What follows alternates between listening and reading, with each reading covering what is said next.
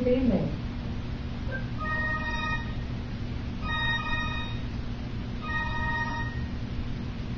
Hello, answering service? Yes, this is the Queen.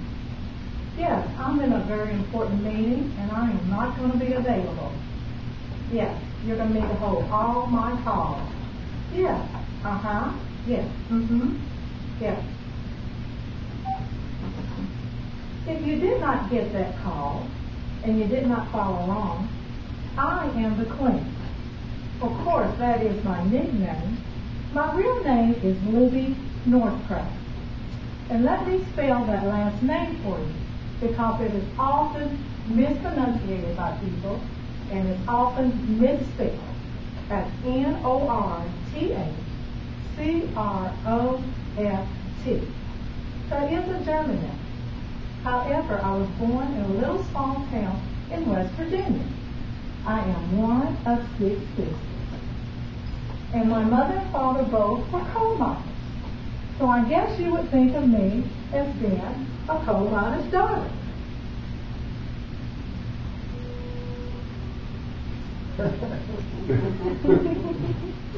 However, I have carried the Queen's title ever since I was in the 8th grade, and I carry that title now in my adult life.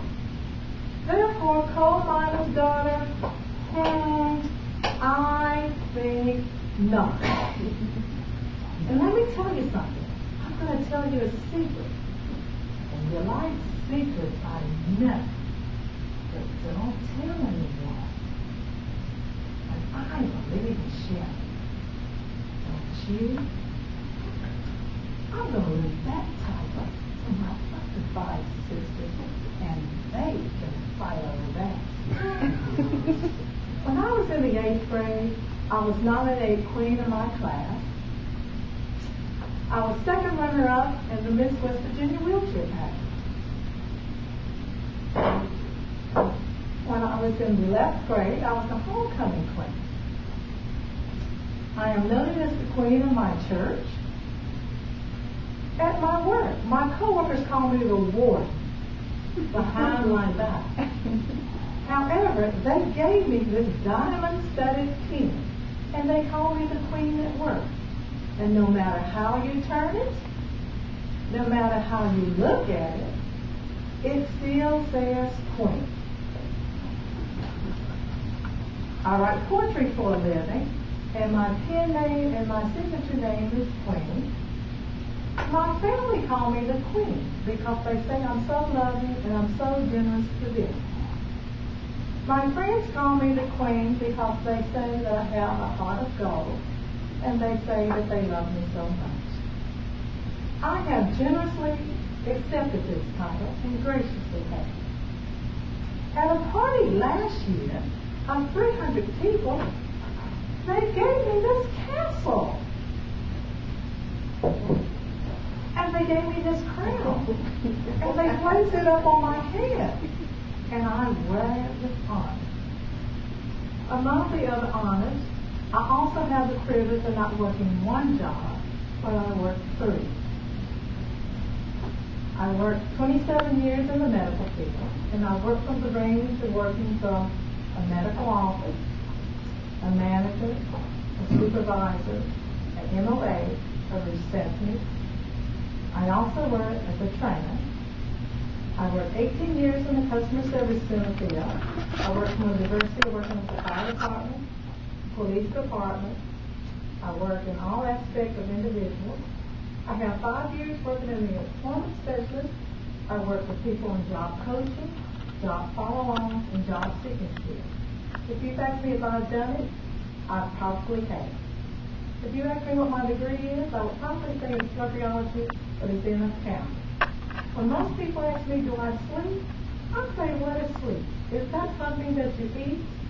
And as far as fixing food or eating, the only thing I know how to do is make reservations. Hello? Answering service? Yes. Hold on just one moment. Toastmasters and fellow Toastmasters, that's the answering service. And you know I told them to hold all the Queen's calls, so I'm going to have to let you go. And it's been my pleasure this evening.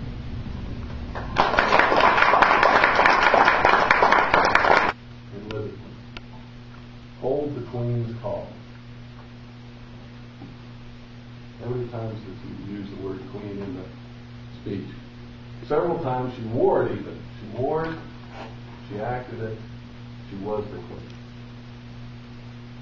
I have to apologize up front because when the first time I met you, and you said your name was Libby Northcraft, I've been spelling it wrong all along.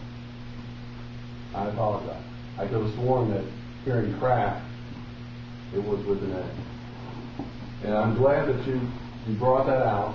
That is somewhat unusual, and it was a good thing to put at the beginning of her speech. And I do appreciate that. I've learned. The objectives for Libby in an icebreaker was to begin speaking before an audience, and also to discover speaking skills she already has and skills that need attending to. Is this really the beginning of speaking before an audience for you? I get the impression that you've spoken before groups before. You did table topics last week, and you came across great in that. And you had a certain presence up here that made me think, I don't know if this is really Libby's beginning to speak before an audience. Because she has several skills that veteran speakers look for. Great eye contact. Never focused on one particular person. Great voice and delivery. Never rush.